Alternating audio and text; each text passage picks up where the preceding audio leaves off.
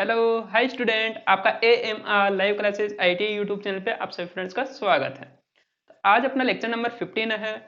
इसमें हम देखेंगे ओपन सर्किट परीक्षण। जो ट्रांसफॉर्मर के हम जो लॉसेज देखते हैं, ट्रांसफॉर्मर के अंदर अलग अलग टाइप के लॉसेज होते हैं। जैसे मैंने बताया था कि एक स्थिर लॉसेज में, क्योंकि ये एक स्टैटिक डिवाइस है, तो उसमें जो लॉसेज होते हैं वो एक स्थिर मान के लॉसेज होते हैं। जो परिवर्तित मान के लॉसेज होते हैं वो आपकी ताम्र हानि के, मतलब जो कॉपर लॉसेज में होने वाली हानियां होती है। ओके। और जो लोहे का जो पार्ट होता है, जो ट्रांसफॉर्मर की जो बॉडी बनी हुई होती है, वो सिलिकॉन स्टील के लेमिनेटेड हम पत्तियों से मिलाकर बनाते हैं। अब ये तो आपको मैंने बेसिक जानकारी आपके कल के वीडियो में मैंने आपको दे दिया था। तो आज हम जो देखने वाले हैं, जो ओपन सर्किट परीक्षण देखेंगे, open circuit test. Open circuit test के अंदर क्या क्या आपको ध्यान रखना होता है, और ओपन सर्किट टेस्ट करने के लिए हमें क्या क्या रिक्वायरमेंट होती है। ओके। तो आप बने रहे अपने इस AMR live class IT YouTube channel के साथ, और इसी में हम जो ये अभी मैं सर्किट डायग्राम आपको कंप्लीट समझाने के बाद में मैं आपको एक प्रैक्टिकल करके दिखाऊंगा, जिसमें हम ट्रांसफॉर्मर कनेक्शन करना सीखेंगे। और ट्रांसफॉर्मर के अंदर जो लॉसेज होते हैं वो कैसे कैसे होते हैं, वाट मीटर हम लगाएंगे, एम्पियर मीटर लगाएंगे, और वोल्ट मीटर भी हम लगा के चेक करेंगे। और ऑटो ट्रांसफॉर्मर का हम यूज क्यों करते हैं, ये बेसिक जानकारी के लिए हम यहाँ पे देख लेते हैं। तो जैसे हमने देखा कि जो ट्रांसफॉर्मर जो लॉसेज होते हैं, ट्रांसफॉर्मर में जो लॉसेज होते हैं, और जो हम ओपन सर्किट टेस्ट जो हम करते हैं, वो हम क्यों करते हैं। ओपन सर्किट टेस्ट करने का कारण यही होता है कि जो लोहे की जो बॉडी होती है, जो आप सिलिकॉन स्टील के लेमिनेटेड जो पत्तियां बनाते हो, उसमें भी क्या होता है, कुछ ना कुछ लॉसेज होता है। जो बिना लोड के, जब आप कोई लोड नहीं लगा रखे हो, तब जो बिना लोड लगाए हुए अगर कोई लॉसेज होता है तो उसका हमें पता करना होता है। ओके। कि ये ट्रांसफॉर्मर जो हम इनपुट की गई पावर को या इनपुट की गई वोल्टेज को जो भी हम उसको देते हैं, उसमें ये कितना लॉसेस करके हमें आउटपुट में देता है। ओके। तो जैसे मान के चलिए आप बिना लोड के अगर ये लॉसेस पता कर लोगे, तो आपको ये पता रहेगा कि ये जो ट्रांसफॉर्मर है कि ये पूर्ण दक्षता पे वर्क कर रहा है कि नहीं कर रहा, और जो ट्रांसफॉर्मर है ये कितनी परसेंट दक्षता हमें आउटपुट में देने वाला है। ओके।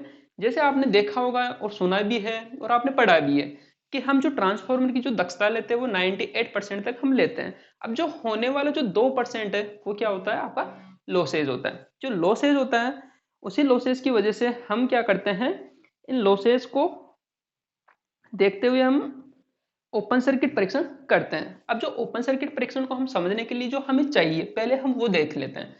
अब ओपन सर्किट परीक्षण करने के लिए आपको एक तो ट्रांसफॉर्मर चाहिए। ओके। आपको क्या चाहिए, एक single phase transformer. Transformer. Okay. Transformer, ध्यान से देखिएगा। आपके ये कनेक्शंस जैसे IGCR हो गया, बार्क हो गया, अदर कॉम्पिटिटिव एग्जाम्स जिसमें आप कंपटीशन की तैयारी कर रहे हो, प्लस वहां पे ट्रेड टेस्ट जो होता है, उनमें ऐसे ट्रांसफॉर्मर से रिलेटेड या अदर जो प्रैक्टिकल से रिलेटेड जितने भी आपके इलेक्ट्रिकल में प्रैक्टिकल बनते हैं, उनसे रिलेटेड जितने भी आपके क्वेश्चंस बन सकते हैं और जितने भी आपके प्रैक्टिकल करवाए जाते हैं, वो मैं प्रैक्टिस करवा रहा हूँ आपको। क्या मतलब, वो सभी प्रैक्टिकल में आपको करवा रहा हूँ। ओके। तो आपको सबसे पहले क्या चाहिए, एक सिंगल फेज ट्रांसफॉर्मर चाहिए। सेकेंड नंबर पे आपको वोल्टेज को कम ज्यादा करने के लिए, ओके, वोल्टेज को कम ज्यादा करने के लिए हम यहाँ पे ऑटो ट्रांसफॉर्मर का हम यूज करेंगे। ओके। तो हम यहाँ पे क्या करने वाले, एक ऑटो ट्रांसफॉर्मर, ऑटो ट्रांसफॉर्मर भी हम यूज करेंगे।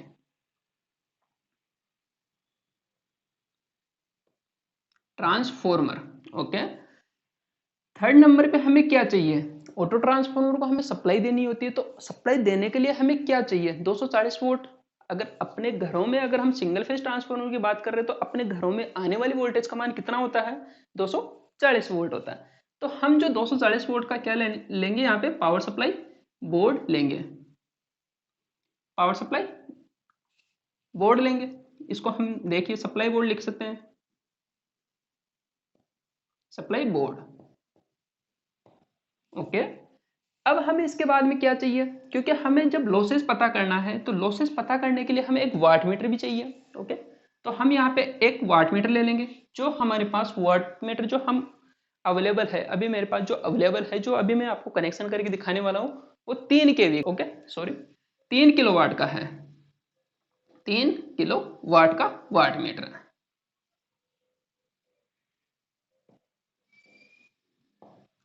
वाट मीटर है। ओके, अब हमें एक एम्पियर मीटर भी चाहिए, एम्पियर मीटर भी चाहिए, क्योंकि बिना लोड लगाए हुए ट्रांसफॉर्मर के अंदर बहने वाली करंट अब वो कितनी परसेंट रहने वाली, मैं पूर्ण लोड की, कि जब आप सेकेंडरी वाइंडिंग पे आप लोड कनेक्ट कर दोगे तो लोड कनेक्ट करने के बाद में जो करंट उसमें से बहती है, ओके, उस करंट का 2 से 5% बिना लोड लगाए हुए भी सर्किट में करंट बहती रहती है, क्या नाम, बिना लोड के। ओके, बिना लोड के जो करंट बहती है, हम उसका पता करने के लिए हम क्या करेंगे, यहाँ पे एक एम्पियर मीटर ले लेंगे जी, उसकी रेंज ले लेंगे हम 0 से 10 एम्पियर तक की। ओके, 10 एम्पियर तक की ए मीटर, ए मीटर। अब आपको क्या चाहिए, एक वोल्ट मीटर भी चाहिए। क्यों चाहिए, क्योंकि आपके घरों में 240 वोल्ट आ रहा था सप्लाई बोर्ड में। वैसे तो आप ऑटो ट्रांसफार्मर से भी आपको ये पता चल जाता है, क्योंकि हम जो ट्रांसफार्मर यूज कर रहे हैं ये आउटपुट में 380 वोल्ट आपको दे सकता है। अब इसमें अलग अलग टेपिंग रहेगी, 0 से लेकर 380 वोल्ट तक ये वोल्टेज को परिवर्तित कर सकता है। ओके, अब आप यहाँ पे 0 से लेकर के 300 वोल्ट क्या ले लोगे, एक volt meter. Okay, volt meter. अभी हम इसके कनेक्शन करके भी देखेंगे, तो आप बने रहे, क्योंकि जो भी मैं आपको बेसिक जानकारी दे रहा हूँ ये आपके लिए बहुत ज़्यादा इंपॉर्टेंट रहती है। क्योंकि हम ट्रांसफार्मर के कनेक्शन, ऑटो ट्रांसफार्मर के हम कनेक्शन कैसे करते हैं, जो सिंगल फेज ट्रांसफार्मर के साथ में। और ये जो हम ट्रांसफार्मर जो यूज करने वाले हैं, ये 2 kV से लेकर के हम 5 kV तक का हम ट्रांसफार्मर यूज कर सकते हैं। 2 किलोवोल्ट एम्पियर से लेकर के 5 किलोवोल्ट एम्पियर तक, 5 किलोवोल्ट एम्पियर। ओके, जो अपने पास अवेलेबल है वो 2 किलोवोल्ट एम्पियर का ट्रांसफार्मर है। अब इसमें भी हम जो टेपिंग देखेंगे, अलग अलग टाइप की टेपिंग निकाली गई है। ओके, जो मैं अभी आपको एक्सप्लेन करने वाला हूँ। आपके ये मोस्ट इंपोर्टेंट पॉइंट्स थे जो आपको ट्रांसफार्मर के कनेक्शन करने के लिए ये आपकी रिक्वायरमेंट रहती है। सिंगल फेज ट्रांसफार्मर चाहिए, एक ऑटो ट्रांसफार्मर चाहिए जो वोल्टेज को कम ज्यादा करेगा, 240 वोल्ट आपको सप्लाई बोर्ड चाहिए, जो 240 वोल्ट का जो सप्लाई बोर्ड होगा उससे हम ऑटो ट्रांसफार्मर में देंगे, और ऑटो ट्रांसफार्मर से देने के बाद में वाट मीटर एम्पियर मीटर और वोल्ट मीटर के हम कनेक्शन करेंगे, और उसके बाद में हम ट्रांसफार्मर के साथ में कनेक्ट कर देंगे, जिससे अपना सर्किट कंप्लीट हो जाएगा। और जैसे आपका सर्किट कंप्लीट होगा, जब आप इसमें सप्लाई चालू करोगे तो आपका जो एम्पियर मीटर है जो कौन सी रीडिंग देगा, पूर्ण लोड की। ओके, फुल लोड पे जितनी करंट वो लेता है उसका 2 से 5% करंट ये आपका एम्पियर मीटर दिखा देगा। जो वोल्ट मीटर है, वोल्ट मीटर जो ऑटो ट्रांसफार्मर के द्वारा दी गई वोल्टेज को दिखाएगा। ओके, और जो ट्रांसफार्मर होता है, जो भी आपका ट्रांसफार्मर होता है जिसके अंदर जो लॉसेज होता है, ओके, जो लॉसेज होता है वो किसकी वजह से होता है, वोल्टेज की वजह से, इनपुट की गई वोल्टेज की वजह से उसकी जो लॉसेज होते हैं, क्या मतलब जो कोर लॉसेज होता है उसमें किस वजह से होता है, 240 वोल्ट या वोल्टेज की वजह से उसमें लॉसेज होता है। अब क्यों होता है, क्योंकि उसमें करंट जब हम लोड नहीं लगा रखे हैं उस टाइम पे करंट उसमें फ्लो नहीं होगी, तो करंट फ्लो नहीं होने की वजह से अगर जो लॉसेज हो रहा है ट्रांसफार्मर, तो किस वजह से हुआ, वोल्टेज की वजह से। आपको समझ में आ गया होगा। तो अब हम चलते हैं इसके कनेक्शन की तरफ। ओके, आपके जितने भी इंपॉर्टेंट पॉइंट थे मैंने ये लिखवा दिए हैं आपको। ओके, तो अब हम थोड़ा समझ लेते हैं कि ये जो वैसे ओपन सर्किट परीक्षण हम करते क्यों है, ये मैंने आपको बेसिक जानकारी आपको दे दी थी।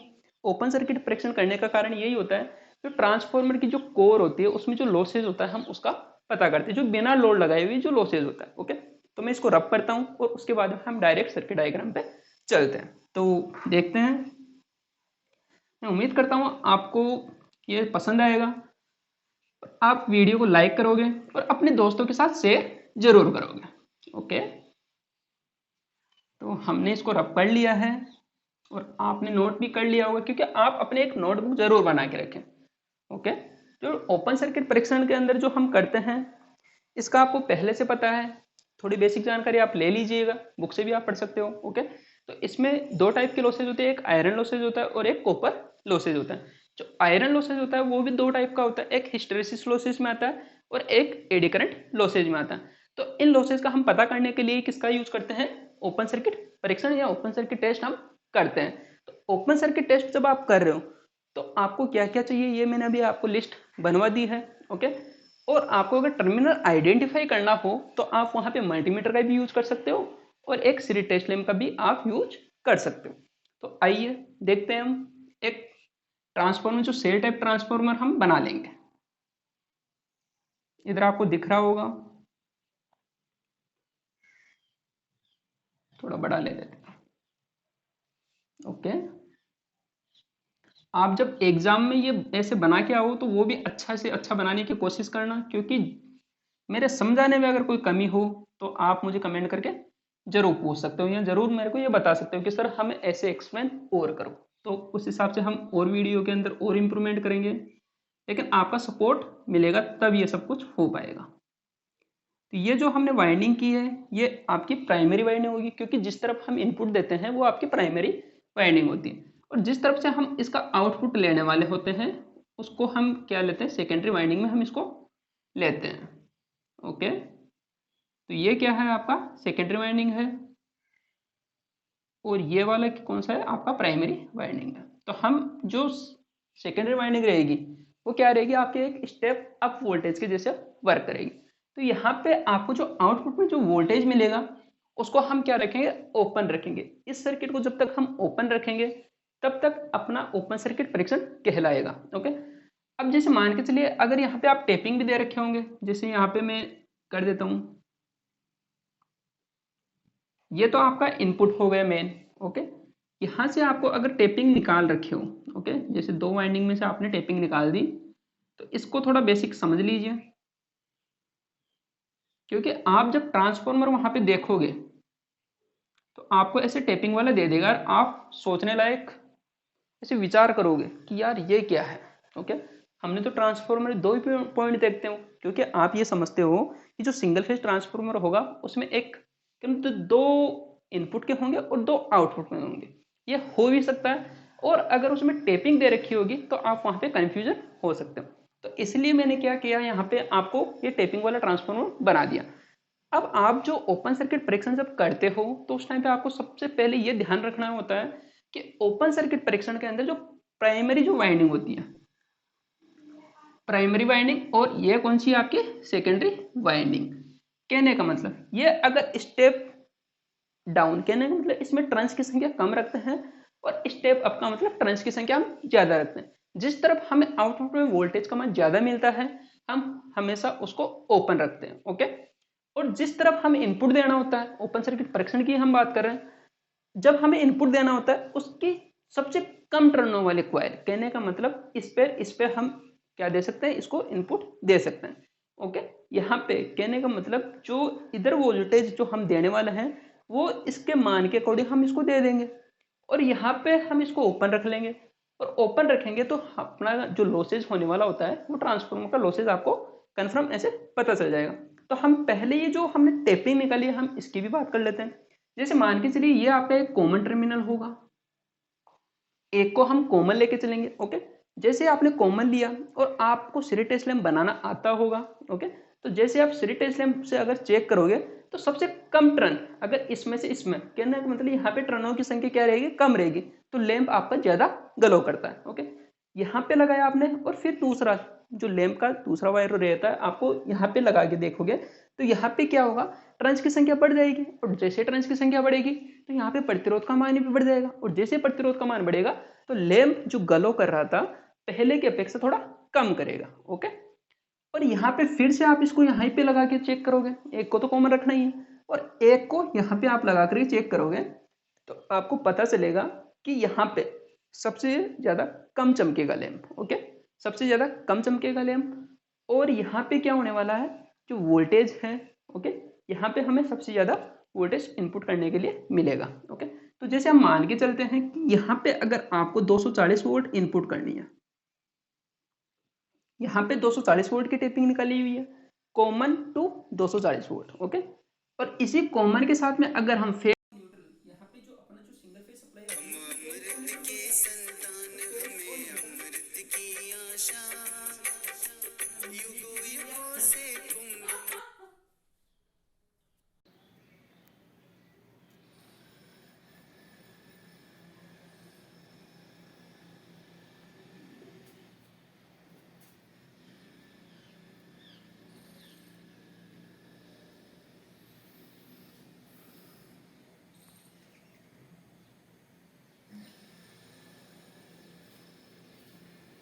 अभी हम जो बात कर रहे थे कि ये कॉमन टर्मिनल होता है और ये एक 240 वोल्ट वाला एक इनपुट पॉइंट रहने वाला है, जो हम टेपिंग अलग अलग तरीके से हम निकाल के रखते हैं। ओके, यहाँ तक आपको समझ में आ गया होगा। अब हम बात करते हैं यहाँ से इस कॉमन टर्मिनल टू इस टर्मिनल की। हो सकता है यहाँ पे हमें 240 वोल्ट मिल रहा था और हो सकता है यहाँ पे कितना वोल्टेज मिल रहा हो, क्योंकि जहाँ पे टेपिंग्स की संख्या के अंदर जो ये टर्न्स रेशो के मतलब यहाँ पे ज्यादा टर्न दे रखे हैं तो यहाँ पे हमें वोल्टेज भी हमें ज्यादा देने के लिए मिलेगी। यहाँ से यहाँ तक क्योंकि टर्न्स यहाँ पे ये कम हो जाएंगे। ओके, ये कॉइल से क्या नाम है, ये बाहर की तरफ हो जाएंगे। अगर आप यहाँ पे कनेक्ट करोगे तो हो सकता है यहाँ पे आपको 200 वोल्टेज ही इनपुट करना है। Okay, 200 volt. और यहाँ पे अगर आप बात करते हो तो यहाँ पे हो सकता है कितने वोल्टेज मतलब आपको देना पड़ जाए 110 वोल्ट। ओके, ये अलग अलग टेपिंग हम निकाल के रखते हैं। अब अभी मैंने आपको एक्सप्लेन किया था जो ओपन सर्किट जो परीक्षण होता है, ओपन सर्किट जो हमने परीक्षण की जो बात की थी उसमें मैंने अभी एक्सप्लेन किया था कि जो ट्रांसफॉर्मर होता है, जो इसका प्राइमरी साइड में जितना इनपुट देना है हमें वोल्टेज, उसका जो सबसे कम वोल्टेज वाला कि हम जो टेपिंग अगर टेपिंग वाला ट्रांसफॉर्मर मिलेगा तो हमें टेपिंग के हिसाब से हमें क्या देना होता है, सबसे कम वोल्टेज वाली टेपिंग को हमें वोल्टेज इनपुट करना होता है और आउटपुट में हमें ओपन रखना होता है। क्योंकि स्टेप अप आपको हमेशा यही बात ध्यान रखनी है, अगर आप ओपन सर्किट परीक्षण करो तो जो प्राइमरी साइड में कम वोल्टेज को ही हमें इनपुट करना होता है और आउटपुट में हमें स्टेप अप, क्योंकि वो वोल्टेज स्टेप अप हो जाएगी और उसको हमें ओपन रखना होता है। शॉर्ट सर्किट की अगर हम बात करेंगे तो उस टाइम पे हम आपको बताएंगे कि जो आपको इनपुट साइड में क्या करना है, सप्लाई के मतलब जो हाई वोल्टेज साइड में आपको सप्लाई देनी होती है और जो निम्न वोल्टेज साइड को आपको शॉर्ट करके रखना होता है। क्योंकि वोल्टेज अगर आप ज्यादा दे रहे हो आउटपुट में क्या हो जाएगी, कम हो जाएगी और कम को आप शॉर्ट कर सकते हो। शॉर्ट किससे करना होता है वो हम देखेंगे एम्पियर मीटर के साथ में हम शॉर्ट करके देखेंगे। ओके, यहाँ तक आपको इतना समझ में आ गया होगा। तो अब हम बात करते हैं अपना इस के कनेक्शन की। ओके, ये टेपिंग के बारे में मैंने बता दिया कि ये ट्रांसफार्मर 4 टेपिंग निकाली जाती है। आप जहाँ पे भी आप ट्रांसफार्मर देखोगे सिंगल फेज वाला तो उसमें ये अलग अलग टेपिंग आपको देखने के लिए मिलेगी। तो अब हम यहाँ से देखते हैं, जैसे मान के चलिए ये आपका कोई फेज है और ये आपका न्यूट्रल है, ये आपका फेज था और ये आपका न्यूट्रल है। कोई सप्लाई बोर्ड है, यहाँ से आपको फेज और न्यूट्रल लेना होता है। अब आपको पता है कि आपको क्या करना है, एक सिंगल फेज ऑटो ट्रांसफार्मर के कनेक्शन करते हुए चलना है। तो जैसे मान के चलिए मैंने क्या किया, यहाँ से एक सिंगल फेज ट्रांसफार्मर में बना लेता हूँ। ओके, ये मैंने बना लिया। ये क्या बनाया आपका, एक सिंगल फेज ऑटो ट्रांसफार्मर। अब आपको पता है यहाँ से आपको एक तो ये मिल जाएगा सीधा सीधा और इसमें से हम जो टेपिंग जिस पे हम रखेंगे वहां से हमें उतने ही मान की क्या मिल जाएगी, वोल्टेज मिल जाएगी। ओके, जहाँ पे भी हम इसको रखेंगे तो यहाँ पे हमें वोल्टेज कम ज्यादा करने के लिए हमें मिलेगी। अब इस पे से हमें क्या करना है, आउटपुट में हमें वोल्टेज लेनी है। ओके, अब यहाँ पे जो यहाँ पे आप क्या कनेक्ट करने वाले, फेज और यहाँ पे आप न्यूट्रल पावर सप्लाई बोर्ड से आप कनेक्ट करोगे। तो जैसे माना कि मैंने यहाँ से इसको ऐसे यहाँ पे फेज दे दिया और यहाँ से उठाया न्यूट्रल को और मैंने इसके साथ में कनेक्ट कर दिया। ओके, सिंपल तरीके से मैं समझाने की कोशिश कर रहा हूँ तो आप इसको कंप्लीट जरूर देखें, आपको अच्छे से समझ में आएगा।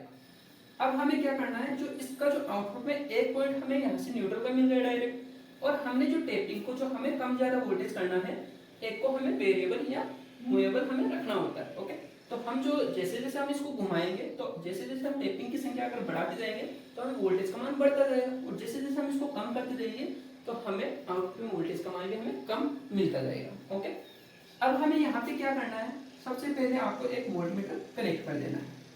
यहाँ पे क्या करोगे, आप इसके दोनों पॉइंटों पे एक वोल्टमीटर कनेक्ट कर देना है।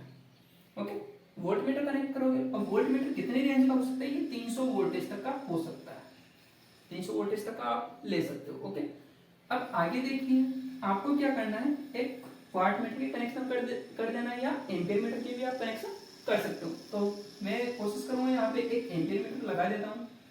ओके, यहाँ पे एक एम्पियर मीटर मैंने लगा दिया। ये 0 से लेकर के 5 एम्पियर तक का हो सकता है, 10 एम्पियर तक का आप ले सकते हो, क्योंकि हमने अभी नोट करवाया था आपको 10 एम्पियर तक का। कोशिश करें कनेक्शन सही से करने की। अब अपने को किसके कनेक्शन करना है, एक वाट मीटर के, क्योंकि वाट मीटर के अंदर कितने पॉइंट होते हैं, 4 पॉइंट होते हैं। तो मैं बेसिक थोड़ा यहाँ पे समझाने की कोशिश करता हूँ। वाट मीटर होता है, वाट मीटर में कितनी कॉइल होती है, एक सीसी होती है जो सीरीज में जुड़ती है और एक पीसी होती है जो क्या होती है, अधिक अधिक टर्न वाली होती है और वो ऐसे जुड़ी हुई होती है। इसको अगर हम ऐसे सर्किट में ऐसे गोल घेरे में अगर बना देंगे, ओके, तो ये क्या हो जाएगी आपकी, ये प्रेशर कॉइल है और ये करंट कॉइल है। ओके, यहाँ पे इसके जो 4 पॉइंट निकलते हैं एम, एल, और यहाँ से अगर हम इसको कनेक्ट नहीं करेंगे, ओके, कनेक्ट नहीं करेंगे तब की बात कर रहा हूँ, एम, एल और सी और वी, ऐसे 4 पॉइंट होते हैं। तो हम क्या करते हैं, एम और सी को एक लूप की साइड से क्या करके रखते हैं, कॉमन करके रखते हैं। ओके, इसको हमें दोनों को क्या देना होता है, फेज देना होता है। और यहाँ से एल वाला सीधे डायरेक्ट ट्रांसफार्मर में चला जाएगा और वी वाला सीधा यहाँ पे आ जाएगा। तो हम इसके कनेक्शन थोड़ा और अच्छे से समझ लेते हैं, क्योंकि आपको जो भी वाट मीटर मिलेगा, ओके, वाट मीटर के अंदर कितने पॉइंट रहते हैं, 4 पॉइंट रहते हैं, और उन 4 पॉइंट को देखते ही स्टूडेंट उनके कनेक्शन नहीं कर पाता। तो मैं कोशिश करूंगा उसको अच्छे से समझाने की। तो जैसे मान के चलिए जो वाट मीटर होता है उसमें 2 कॉइल होती है। जैसे एक कॉइल मैंने ऐसे बना दी, इस कॉइल को मैंने नाम दे दिया सीसी, ओके, करंट कॉइल। एक कॉइल और होती है जो कौन सी होती है, पतले तार की होती है और अधिक टर्नों वाली होती है। ओके, अब इसके कितने पॉइंट होते हैं, एक कॉइल ये बना दी और एक कॉइल ये बना दी। अब मैंने इसको नाम दे दिया एम, एल, सी और वी। ये 4 पॉइंट थे, चारों पॉइंटों को मैंने नाम दे दिया। ओके, 2 कॉइल निकल रखी थी, एक कॉइल के 2 पॉइंट निकलते हैं, तो एक कॉइल के 2 पॉइंट निकल रहे थे, तो मैंने इसको नाम दे दिया एम और एल। और दूसरी कॉइल थी, इसका नाम क्या था, पीसी, प्रेशर कॉइल। तो इसके भी कितने पॉइंट निकलेंगे, 2 पॉइंट निकलेंगे। तो 2 पॉइंटों को मैंने नाम दे दिया सी और वी। अब आपको पता है कि जब तक आप इसको अगर फेज इनपुट करोगे तो इसको भी तो फेज चाहिए। ओके, दोनों कॉइलों को ऑपरेट करने के लिए आपको फेज तो देना है। तो दोनों को जब आप फेज दोगे तो क्या दोनों को फेज अलग अलग तरीके से लाके थोड़ा ना दोगे, नहीं दोगे ना। तो आप सीधा काम करोगे कि यहाँ से एक वायर उठाओगे और इसको इससे कनेक्ट कर दोगे, एम को सी से कॉमन कर दोगे, क्योंकि दोनों को हमें फेज देना। तो यहाँ से उठाऊं चाहे मैं यहाँ से उठाऊं, उठाना तो एक को ही है, तो मैं यहाँ पे सीधे डायरेक्ट इसको लाके कनेक्ट कर दूंगा, क्योंकि यहाँ से आपको क्या मिल रहा, फेज मिल रहा। और वो फेज किसको मिल गया, अपने वाट मीटर की कॉइलों को, जो एक सीसी को भी मिल गया और एक पीसी को भी मिल गया। आपको इतना समझ में आ गया। अब जो एल से आप लोड याद रखो, एल से क्या याद रखना है आपको, लोड याद रखना है। जैसे आप इस एल वाले पॉइंट को लोड पे क्या मतलब सीधा ही जहां पे हमें इनपुट करना होगा वहां पे आप सीधे ले जाकर इसको कनेक्ट कर दो। तो मैंने क्या किया, इस एल वाले को उठाया और सीधा कॉमन टर्मिनल पे ले जाके लगा दिया। ओके, अब आपका एक नीचे से क्या आ रहा है, ये आपका न्यूट्रल पॉइंट चल रहा था। ओके, तो न्यूट्रल पॉइंट के साथ में ये वी वाला न्यूट्रल के साथ में कनेक्ट हो जाएगा। ओके, तो मैं थोड़ा इसको और आगे बढ़ा देता हूँ, ये बढ़ा दिया। अब वी वाला कहां पे चला जाएगा, क्योंकि हमेशा वी से वोल्ट याद रखो, और वोल्ट मीटर कैसे लगता है, पैरेलल में लगता है। तो पैरेलल के अकॉर्डिंग आप ऐसे समझ के याद रखने की ट्रिक बता रहा हूँ, बाकी वैसा कुछ नहीं होता। क्योंकि वी वाला हमेशा न्यूट्रल के साथ में कनेक्ट होगा, क्योंकि एल वाला उसके साथ में कनेक्ट होगा। अब यहाँ पे देखो फेज इसको यहाँ से मिलता है और वी वाला को, क्योंकि ये प्रेशर कॉइल है, ओके, और इसको वोल्टेज पूरी चाहिए। तो वोल्टेज पूरी देने के लिए, क्योंकि इसमें टर्नों की संख्या ज्यादा रखते हैं, रेजिस्टेंस का मान ज्यादा होता है, तो इसको ऑपरेट करने के लिए हम इसको फेज और न्यूट्रल दोनों देंगे। तो यहाँ से आपको पता है कि इसके पास भी फेज जा रहा है, इसके पास भी फेज जा रहा है। ओके, और इसको एक न्यूट्रल पॉइंट देने के लिए आप न्यूट्रल पे कनेक्ट तो करोगे ना। ओके, तो मैंने क्या किया, इसको उठाऊंगा और इसको सीधा ला करके यहाँ पे लगा दूंगा। थोड़ा तिरछा हो गया क्या,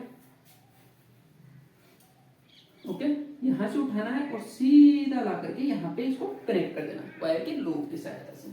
अब आपको इतना समझ में आ गया होगा।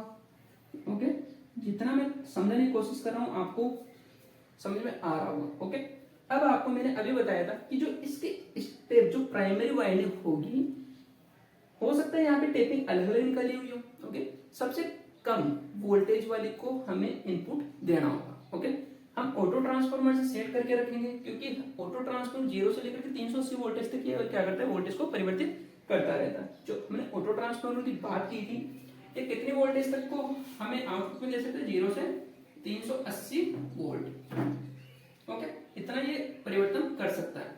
न्यूट्रल यहाँ से डायरेक्ट मिल ही रहा था। ओके, अब आपको पता है ऑटो ट्रांसफार्मर वोल्टेज को बढ़ाने या घटाने का काम करता है। अब हम इसको दे तो कितने वोल्टेज रहे हैं, 240 वोल्ट। ओके, इसको यहां से हम दे कितने रहे हैं, 240 वोल्ट। 240 वोल्ट को ये बढ़ा भी सकता है और 240 वोल्ट से ये कम भी कर सकता है। तो हमने देखा जो इसकी टेपिंग देखी कॉमन वाले पे और हम 110 वोल्ट वाले पे हमें देना होता है, क्या मतलब सबसे कम मान वाली वोल्टेज हमें इनपुट करनी होगी। ओके, ज्यादा वाली पे आप इनपुट कर सकते हो, लेकिन बेसिकली आपको लॉसेस तो पता चल जाएगा, लेकिन हमें जब इसका मेन फॉर्मूला पता है, हमें सब कुछ पता है कि सबसे कम मान वाली को हमें क्या करना होता है, सप्लाई देनी होती है, और सबसे ज्यादा मान वाली को हमें ओपन रखना होता है। क्योंकि यहाँ पे अगर आप 110 वोल्टेज इसको इनपुट कर दोगे तो वही 110 वोल्ट आउटपुट में क्या मतलब जो इसकी रेंज होगी 240 वोल्ट हो सकता है, 200 वोल्ट हो सकता है, क्या मतलब यहाँ पे जैसे 240 वोल्ट माना तो ये भी मान के चलिए कि ये कॉमन वायर था और यहाँ पे आपको 240 वोल्ट मिल सकता है। ओके, 240 वोल्ट आपको मिल जाएगा। तो आपने जैसे यहाँ पे स्टेप डाउन साइड में वोल्टेज देनी है। Okay, step down, step down, step down, और ये इस तरफ वाला कौन सा हो जाएगा आपका step up. Okay, step up और स्टेप डाउन। तो स्टेप डाउन साइड में आपको क्या करना है, वोल्टेज देना। अब स्टेप डाउन कौन सा होगा, कॉमन वाला 110 वोल्टेज वाला होगा। तो आपको यहां से क्या उठाना है, इसको एक पॉइंट उठाना है और किसके साथ में कनेक्ट करना है, जहां पे आपका न्यूट्रल पॉइंट है वहां पे इसको कनेक्ट कर देना है। ओके, यहाँ पे आपको कितना वोल्टेज मिल रहा था, 110 वोल्ट। तो आप ऑटो ट्रांसफॉर्मर की सहायता से वोल्टेज में परिवर्तन कर सकते हो। तो आप यहाँ पे जितनी वोल्टेज आपको देनी होती है वो आप आसानी से दे पाओगे। ओके, ये थे आपके ओपन सर्किट परीक्षण करने का एक सबसे शॉर्ट मेथड, जिसमें मैंने कोशिश की आपको अच्छे से समझाने की। अगर आपको पसंद आया हो वीडियो तो लाइक करें और अपने दोस्तों को शेयर करें, और प्लस अपने इस चैनल के साथ जुड़ करके आप अपने इलेक्ट्रिशियन से रिलेटेड संपूर्ण तैयारी आप कर सकते हो। ओके, अगर आप सपोर्ट करोगे, अपने चैनल पे सब्सक्राइबर्स अगर बढ़ा दोगे, तो मैं कोशिश करूंगा आपको फ्री ऑफ कॉस्ट अच्छे से अच्छा मटेरियल प्राप्त करवाने की। ओके, तो अभी हम ये सर्किट डायग्राम के अकॉर्डिंग हमने कनेक्शन कर लिया है। ओके, और इन्हीं कनेक्शन को हम अभी प्रैक्टिकल के थ्रू भी हम समझेंगे। ओके, तो हम चलते हैं अपने प्रैक्टिकल की तरफ। जो हम लैब में ये ट्रांसफॉर्मर देखेंगे, आपको वाट मीटर भी मिलेगा, एम्पीयर मीटर भी मिलेगा, वोल्ट मीटर भी मिलेगा, और ऑटो ट्रांसफॉर्मर भी आपको मिलने वाला है। ओके, तो हम जैसे अभी हमने एक्सप्लेन किया उसी के अकॉर्डिंग हमें ये सब कुछ कनेक्शन करके वहां पे देखना है लैब में। ओके, यहाँ पे आपको वाट मीटर के कनेक्शन करना सिखा दिया मैंने। एम्पीयर मीटर का 0 से 10 एम्पीयर तक हम यूज कर सकते हैं। 0 से 300 वोल्टेज तक हमें वोल्ट मीटर लेना होता है। ये वोल्ट मीटर आप जो यहाँ से वोल्टेज को कम ज्यादा करोगे ये वोल्टेज आपको दिखा देगा। और यहाँ से जैसे आपको पता चल जाएगा कि यहाँ से वोल्टेज हमें 110 वोल्टेज मिल रही है, तो आपको इनपुट में भी कितनी वोल्टेज देनी है, आपको 110 वोल्ट। तो आप 110 वोल्टेज के आसपास आप इसको वोल्टेज देकर के आप चेक कर सकते हो। और आउटपुट में अगर आपको वोल्टेज चेक करना हो तो आपको पता होना चाहिए कि अगर 240 वोल्टेज मिल रहा है तो ये आउटपुट में वोल्टेज वोल्ट मीटर लगा कर आप चेक कर पाओगे कि कितनी वोल्टेज आपको लेनी है। लेकिन आपको हमेशा ओपन सर्किट परीक्षण करते हुए क्या ध्यान रखना है, हमेशा स्टेप अप साइड को हमेशा ओपन रखना है, और स्टेप डाउन साइड को, जैसे प्राइमरी को हमने स्टेप डाउन माना है और सेकेंडरी वाइंडिंग को हमने स्टेप अप माना है। तो स्टेप डाउन की तरफ हमने इनपुट किया वोल्टेज और हमने आउटपुट में देखा। तो हम चलते हैं अपने लैब की तरफ। ओके, तो आप देखते रहे इस पूरे कंप्लीट वीडियो को, आपको अच्छे से एक्सप्लेन करने का मतलब और भी बढ़िया मजा आने वाला है, क्योंकि आप वहां पे प्रैक्टिकल करने वाले हो। ओके, तो चलिए, थैंक यू।